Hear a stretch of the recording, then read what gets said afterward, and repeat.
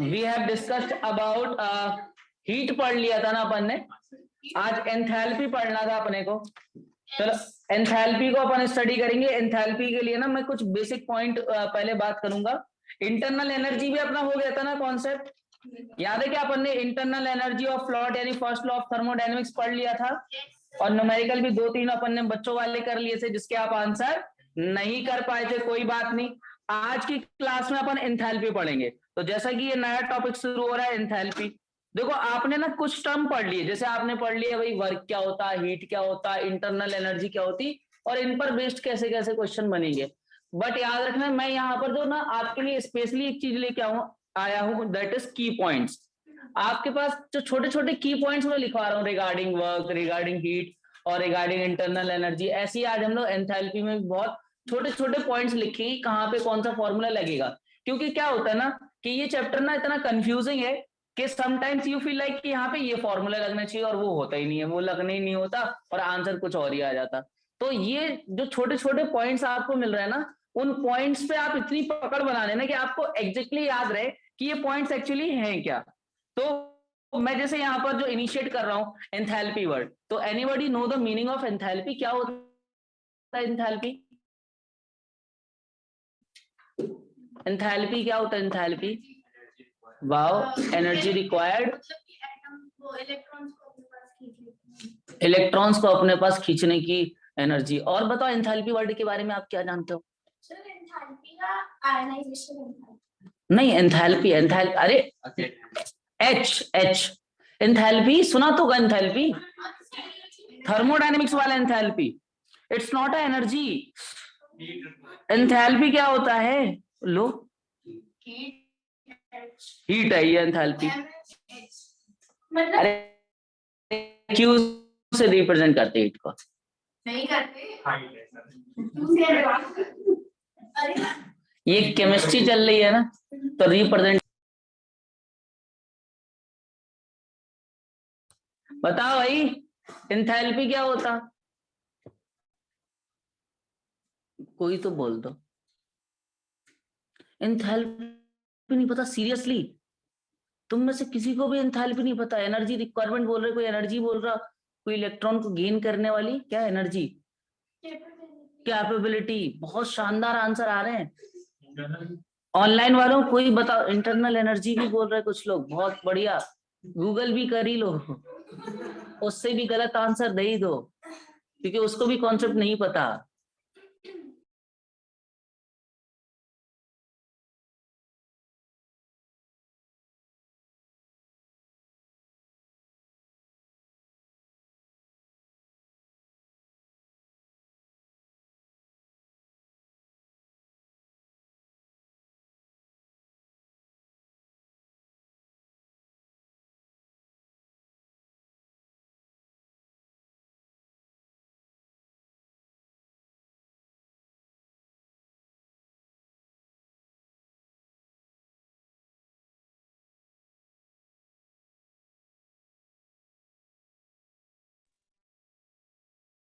Some of internal energy, sum of internal energy, हाँ करिए Google. और product of pressure and volume, product of pressure and volume. शानदार answer दिया। आप सुनो एंथैल्पी का कॉन्सेप्ट आपने फ्लॉट पढ़ा है ना?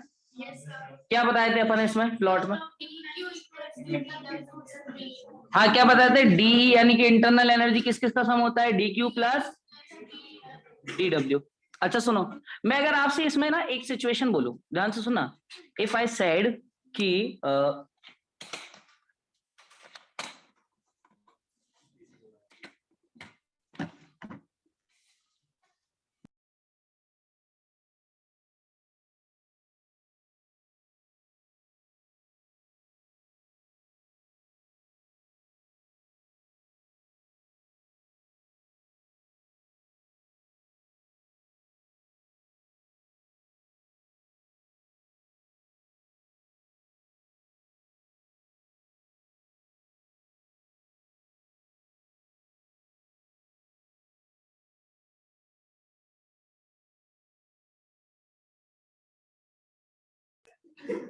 D इज इक्वल टू क्या होता है, D Q plus D W, ये कॉन्सेप्ट होता है। अगर मैं आपसे ये कह दूं बेटा कि ये हमारे पास एट कांस्टेंट वॉल्यूम, हाँ बताओ एट कांस्टेंट वॉल्यूम क्या होगा, एट कांस्टेंट वॉल्यूम,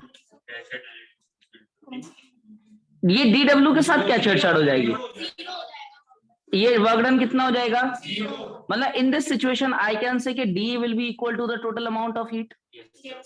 क्या ये हो सकता है पॉसिबल? ये किस सिचुएशन के लिए फॉलो किया, कांस्टेंट वॉल्यूम। मतलब आपने ये कहा कि जो इंटरनल एनर्जी होती है, इंपॉर्टेंट पॉइंट लिख रहा हूं तो ध्यान से सुनना, क्या कि जो हमारे पास हीट है at constant volume, at constant volume, ये किसके बराबर होता है, ये हमारे पास इक्वल होता है इंटरनल एनर्जी के बराबर ये होता है। बस इन अ सिमिलर वे जो हमारे पास हीट है, क्या है, heat at constant pressure, at constant, ये हमारे पास इंटरनल एनर्जी के बराबर है। किसके बराबर हो जाता, इंटरनल एनर्जी नहीं, इसको बोलते हैं एंथैल्पी। किसको क्या बोलते हैं उसमें, डीएच। ये एक छोटा सा कॉन्सेप्ट याद रखना। क्या याद रखना, देखो क्या होता है इंटरनल एनर्जी, आपको याद होगा कल की क्लास में हम लोगों ने सीखा था कि वहां काइनेटिक और पोटेंशियल और बहुत सारे टाइप्स की एनर्जी, इन सब का सम जो था वो इंटरनल एनर्जी पे जा रहा था। आपने ये भी सीखा भाई कि जो इंटरनल एनर्जी है ये चेंज बताता है पोटेंशियल और काइनेटिक का, जो अपन चेंज निकालते थे क्योंकि बाकी सब तो कांस्टेंट मान के अपन सब्ट्रैक्ट कर दे रहे थे। तो हमको एक ये कॉन्सेप्ट यहां से समझ में आया फ्लॉट से, क्या कि जो हमारे पास डी यानी इंटरनल एनर्जी है वो डी क्यू और डी डब्ल्यू के सम के बराबर होता है। अगर कांस्टेंट वॉल्यूम कर दिया जाए then work done will be, ये वर्क डन 0 हो गया। मींस क्या हुआ कि एट दिस सिचुएशन डी बराबर किसके, बात समझ में आ रही? तो आप ये एक सिंपल सा फिनोमेना बोल सकते हो कि amount of heat at constant volume will be internal energy. But अगर प्रेशर कांस्टेंट हो जाए तो उस सिचुएशन में आप इंटरनल एनर्जी वर्ड ना बोल के आप क्या बोलोगे, एंथैल्पी। एंथैल्पी होता किसकी वजह से है, उन पार्टिकल्स की वजह से जिनकी कैपेबिलिटी है अमाउंट ऑफ हीट कंटेंट रखने की। क्या सभी particles amount of heat content उतना कलेक्ट कर सकते हैं जितना, मतलब इक्वली कलेक्ट करेंगे क्या? हर एक पार्टिकल की अलग अलग कैपेबिलिटी हो सकती है क्योंकि वो सरफेस पे अलग अलग, भाई ऐसा तो होगा नहीं एक ही सरफेस पे अवेलेबल हो जाए, भाई लेयर्स भी तो बनेंगी बहुत सारे। तो टोटल नेट हीट कंटेंट जो होता है उसको अपन क्या बोलते हैं, एंथैल्पी। और अगर इसको मैथमेटिकल वे में कहा जाए तो ये कहते हैं कि amount of heat at constant pressure is known as enthalpy. क्या एंथैल्पी याद रहेगा? अब एंथैल्पी के लिए मैं आपसे ना इसका एक डेरिवेशन, देखो अपन डेरिवेशन बहुत सिंपल तरीके से करेंगे, अपन इसको बहुत ज्यादा कॉम्प्लिकेट बनाने वाले नहीं है। तो अपन सीधे सीधे ये लिखेंगे भैया कि D is equal to D Q plus हमारे पास डी डब्ल्यू, ये होता है, बताओ भाई ये होता है अपने पास, ये किससे लिखा अपन ने, फ्लॉट से, फर्स्ट लॉ ऑफ थर्मोडायनेमिक्स से। So from here we can say कि जो DE जो होगा, अच्छा डी क्यू डी डब्ल्यू, मान लेते हैं कि यहां पर कुछ वर्क करना पड़ा माइनस पीडीवी, ये तो अपन को जानते हैं ना general formula of work done, D W equal to minus PDV. इसको मैं इस तरफ ले आऊं तो मैं इसको क्या बोल सकता हूं, D plus PDV it is equal to D Q. समझ आ रही बात? अब सुनना बात ध्यान से, अगर आपको डिफरेंशिएशन का बेसिक कॉन्सेप्ट पता है कि अगर दो क्वांटिटी है, मान लीजिए हमारे पास u और v दो क्वांटिटी होती थी, तो जब हम लोग उसका डिफरेंशिएशन करते थे तो अपन कैसे करते थे, भैया पहले u को बाहर लिख लो, फिर डिफरेंशिएशन किसका कर दो, और फिर v को बाहर लिख लो, डिफरेंशिएशन किसका कर दो। ये आप पहले से पढ़ चुके हो ना? क्या आप ध्यान से इधर देखो कि मैं यहां पर क्या कर रहा हूं, इस इक्वेशन में I am adding V D P in both side, मतलब ऐड क्या कर रहे हैं अपन, V D P in both side. अपना ना ये डेरिवेशन जो है बहुत सिंपल हो जाएगा। कैसे, देखो इसमें अपन क्या लिख सकते हैं कि डी प्लस पीडीवी, क्या ऐड हो रहा है इधर पे, वी डी पी, और उस तरफ भी क्या ऐड हो रहा है हमारे पास, वी डी पी। बात समझ में आ गई? दोनों साइड अपन ने क्या ऐड कर दिया, ओनली। अब सुनना बात को, ये थोड़ा सा इंपॉर्टेंट और टिपिकल है क्या, कि बेटा ये वाला पार्ट क्या आपको इस फॉर्मेट का लग रहा है, आप ध्यान से देखो भाई ये क्या लिखा हुआ है, P बाहर डिफरेंशिएशन वॉल्यूम का, V बाहर डिफरेंशिएशन, तो यानी इसको कलेक्टिवली अपन क्या लिख सकते हैं, सोच के देखो कलेक्टिवली अपन क्या लिख सकते हैं इसको, अपन क्या बोल सकते हैं, प्रेशर एंड, मतलब ये जो हमारे पास है D जो है वो किसका है, प्रेशर और वॉल्यूम का डिफरेंशिएशन है। बताओ ये बात समझ में आ गई कैसे लिखा?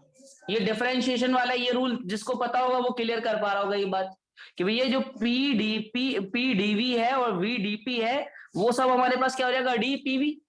It is equal to what, ये हमारे पास क्या हो जाएगा, इसको अपन क्या लिख सकते हैं, इसको अपन लिख सकते हैं डी क्यू प्लस वीडीपी। अब सुनना आगे बात, क्या यहां पर मैं ये कह सकता हूं कि ये पूरा डिफरेंशिएशन ही है ना, ये प्लस में लिखा हुआ है, तो क्या मैं इसको ऐसे बोल सकता हूं कि it is equal to D, मैं कॉमन ले रहा हूं तो अंदर क्या बचेगा, E plus PV. It is equal to what, D Q plus VDP. अब सुनो, अरे अरे कोई चीज ऐसे लिखी हुई, देखो कोई चीज ऐसे लिखी हुई है, differentiation of A plus B, तो इसमें अपन सेपरेटली नहीं लिखते इसको, ए को अलग बी को अलग। और ऐसे मैथ्स वाले बच्चे भी ये सब डाउट पूछते हैं, इसको ऐसा लिख सकते हैं ना, तो भाई इसको उल्टा भी तो नहीं लिख सकते। अगर ये प्लस में चीजें लिखी हुई थी तो डिफरेंशिएशन को बाहर ले लिए तो अंदर क्या बचा, ई प्लस। समझ में आ गई बात? ये तो ना this term is known as enthalpy. इसी को क्या बोलते हैं, एंथैल्पी कहते हैं। आप एक बात सोचो, अगर मैं प्रेशर को कांस्टेंट कर दूं क्या ये टर्म सीधे जीरो? बोलो सोच के देखो, यानी अमाउंट ऑफ हीट किसके बराबर आ जाएगा, मतलब ई प्लस टीवी। तो ये अपने पास क्या है, एंथैल्पी है, यही क्या है अपने पास। हालांकि एंथैल्पी का जब आप डेरिवेशन अलग तरीके से करोगे तो बहुत लेंथी एक प्रोसेस में जाएगा, बट अपन को वो सब चीजों को सीखना नहीं है, यहाँ नहीं सीखना अपन को ना, यहाँ पर डेरिवेशन अपन लिखेंगे, अपन केवल कंसेप्चुअली जाके न्यूमेरिकल्स पे फोकस रहेगा कि क्वेश्चन पे कैसे अपन को टैकल करना है। क्लियर बात? और वो भी कॉमन सेंस से चलना है, मतलब जहां अपन को कोशिश ये करना है कि न्यूमेरिकल बहुत इजी वे में हो जाए, लेंथी वे नहीं करना, because you don't have a time. भाई आपको 1 घंटे में 45 क्वेश्चन करना है, इट मींस कि वहां पर आपको बहुत शॉर्ट वे में करना है, तभी तो टाइम बचा के कहीं और अप्लाई कर पाओगे, क्योंकि 180 क्वेश्चंस आते हैं नीट में, ठीक है। तो वहां आपको ये ध्यान रखना पड़ेगा कि भाई 180 क्वेश्चंस के लिए अपना जल्दी जल्दी टाइम कवर हो जाए कि अपन दूसरे सब्जेक्ट पे या दूसरे उन क्वेश्चंस पे दे पाए जो एक्चुअली लेंथी हैं। तो जहां क्वेश्चन शॉर्ट में हो रहा होगा तो वहां शॉर्टकट ही अपनाना, लेंथी प्रोसेस मत लगाने लगना, क्योंकि आंसर तो सेम ही आएगा, बट लेंथी लगाओगे ना तो वो 2-3 मिनट खा जाएगा, और 2-3 मिनट का मतलब ना उस टाइम में आप कम से कम 7 से 8 क्वेश्चन अटेम्प्ट कर सकते थे बायो के। तो वो एक ऐसी आपके अंदर पहले से माइंड में ना फिक्स होनी चाहिए टाइम इंटरवल के, भाई नहीं जल्दी जल्दी करना है चीजों को, ताकि आप पूरा पेपर अच्छे से अटेम्प्ट कर पाओ। अच्छा बच्चा वो है जो पूरा पेपर रीड करने के बाद एक बार और चेक कर लेता है कि मेरी आंसर की क्या सही भरी है, कुछ गलतियां तो नहीं हुई हैं, वो सही बच्चा है।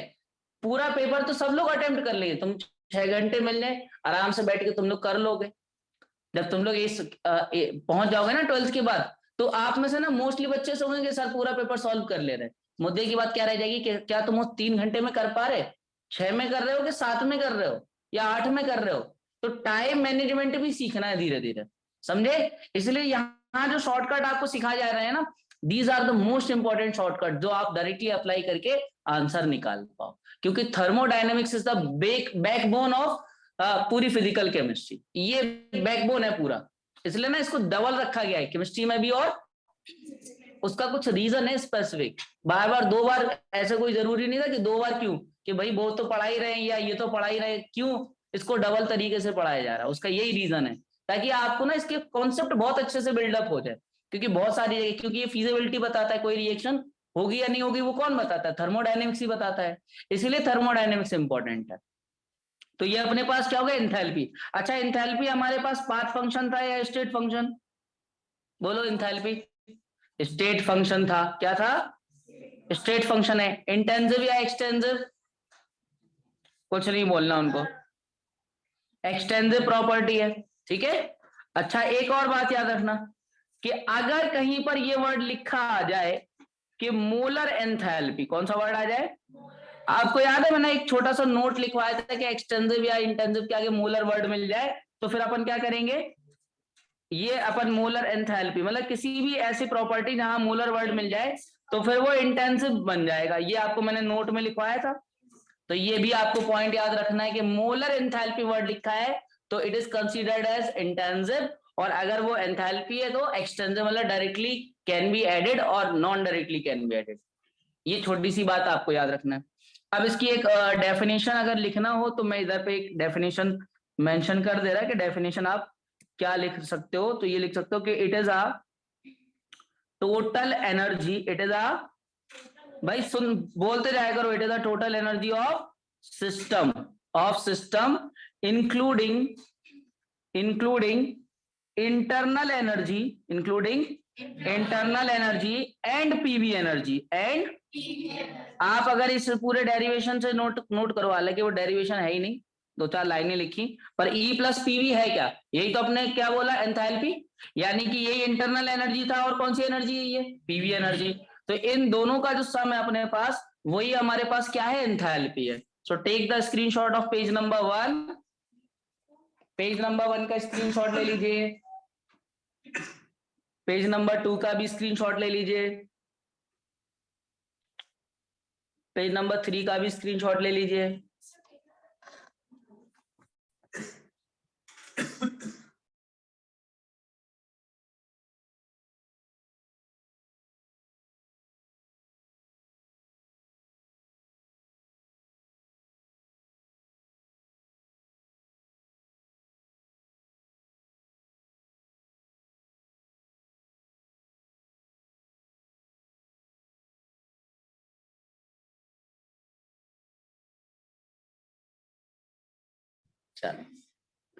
नेक्स्ट इज, कुछ नोट लिख रहा हूं, अब ये सारे इंपॉर्टेंट नोट हैं। जैसे पॉइंट नंबर 1, क्या मैं ये कह सकता हूं कि जो एंथैल्पी है, it is the function of pressure and temperature. भाई एक प्रेशर और टेम्परेचर, इन दोनों पर डिपेंडेंट है अपने क्या, एंथैल्पी। बट अगर कोई प्रेशर और टेम्परेचर पे है, तो क्या वो अदर 2 क्वांटिटीज पे भी डिपेंड कर सकता है। भाई अगर मैं आइडियल गैस सिचुएशन की बात करूं या नॉर्मली बात करूं, तो पीवी और टी इनके बीच में एक रिलेशन आप पढ़ चुके हो ना। तो अगर कोई प्रेशर और टेम्परेचर का है, तो अपन क्या बोल सकते हैं, वॉल्यूम टेम्परेचर या प्रेशर वॉल्यूम भी कह सकते हैं, मतलब। और वी कैन से, ये भी आप इधर मेंशन कर सकते हो कि enthalpy is the function of pressure volume और enthalpy is the function of temperature volume. तो ये भी हम लोग मेंशन कर सकते हैं, ठीक है। इसके अलावा पॉइंट नंबर 2 आप ये याद रख सकते हो कि एंथैल्पी अगर है, अगर कहीं लिखा हुआ है कि enthalpy of ideal gas depends only on temperature. याद रखना, कहीं पर ये वर्ड मेंशन कर दे, क्या वर्ड मेंशन कर दे, कि वर्ड ये मेंशन कर दे एंथैल्पी, और ये वर्ड मेंशन कर दे आइडियल गैस। तो याद रखना कि अगर एंथैल्पी आइडियल गैस की बात हो रही होगी, तो उसकी डिपेंडेंसी केवल किस पे लेके चल रहा है अपन को, टेम्परेचर पे लेकर के चल रहा है। मतलब जो आप H इज इक्वल टू, ये फॉर्मूला लगाओगे ना, E प्लस पीवी, तो याद रखना कि यहाँ पर जो आइडियल गैस होगी, आइडियल गैस में अपन जानते हैं कि पीवी इक्वल टू क्या होता है, तो भाई PV is directly proportional to temperature ना। तो ये तो सीधे सीधे टेम्परेचर हो गया, और ये तो टेम्परेचर होता ही है आइडियल गैस के लिए। भाई आइडियल गैस अगर होगी, तो क्या वो आइडियल गैस की इक्वेशन को भी तो फॉलो कर रही होगी, यानी पीवी इक्वल टू किसको फॉलो कर रही होगी, इट मींस व्हाट, इसका मतलब ये है कि पीवी जो है वो टेम्परेचर का फंक्शन है। तो ये अपने पास किसका फंक्शन है, टेम्परेचर का, in case of what, ideal gas. और ये किसका फंक्शन है अपने पास, टेम्परेचर। तो in this case ideal gas के केस में हम लोग ये कहते हैं कि एंथैल्पी जो होगा वो किसका फंक्शन चल रहा होगा बेटा, टेम्परेचर का। चाहो तो मैं ये बात ऐसे लिख सकता हूँ कि ये भी टेम्परेचर का फंक्शन, ये भी टेम्परेचर का फंक्शन।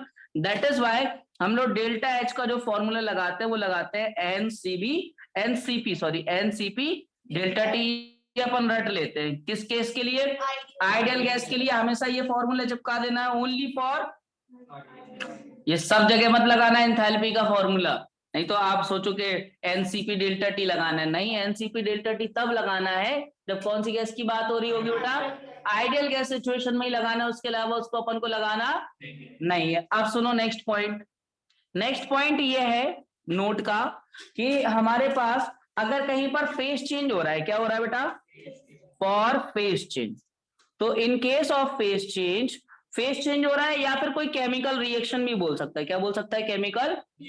अगर कहीं पर फेज चेंज हो रहा है, यानी कि कोई सब्सटेंस, फॉर एग्जांपल जैसे सॉलिड से लिक्विड जा रहा है, या फिर हमारे पास कोई रिएक्शन से, क्या रिएक्टेंट से कहां जा रहा है, प्रोडक्ट पे जा रहा है, तो in this case delta H जो है वो अपना 0 होने वाला नहीं है। किसका, आइसोथर्मल का। किसका बेटा, क्योंकि बच्चा क्या याद कर लेता है कि सर आइसोथर्मल प्रोसेस है तो डेल्टा टी क्या चला जाएगा 0, और डेल्टा टी 0 हो गया तो ये अपने पास 0 के हिसाब से डेल्टा एच क्या हो जाएगा।